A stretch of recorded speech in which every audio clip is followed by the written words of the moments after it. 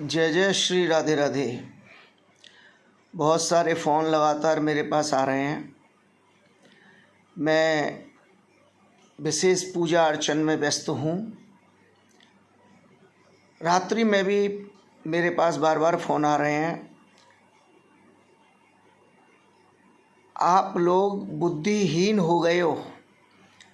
सब कुछ जानते हुए आप लोग मानते तो हो नहीं, पंडित हो गए हैं पाखंडी।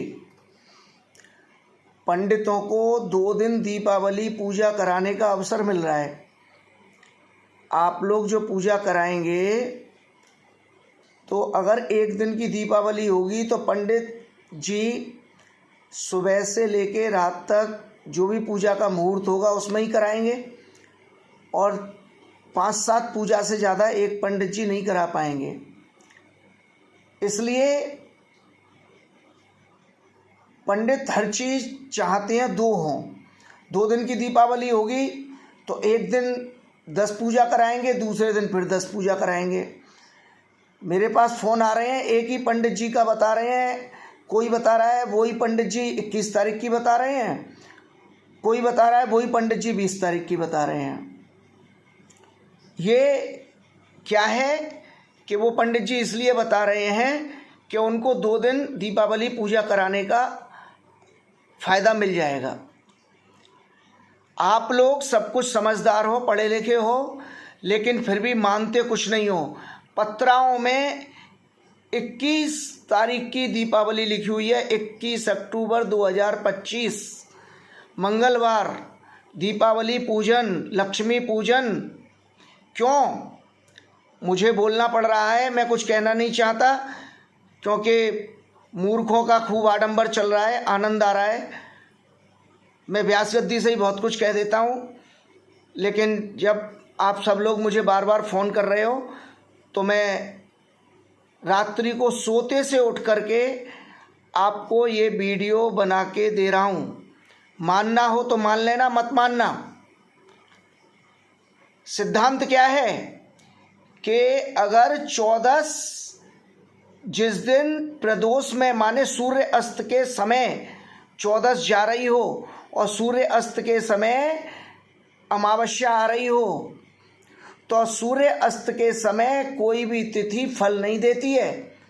और लक्ष्मी पूजा एक बहुत बड़ी चीज़ है, बहुत बड़ी बात है। साल में एक बार आप लोग करते हो।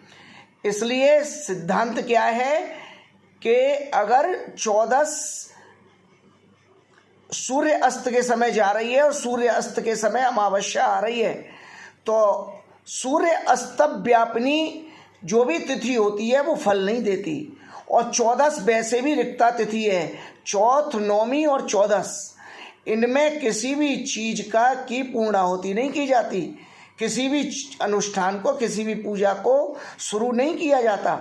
और लक्ष्मी पूजा तो आपको एक ही दिन में करनी है, तो 14 में लक्ष्मी पूजा कभी नहीं होती।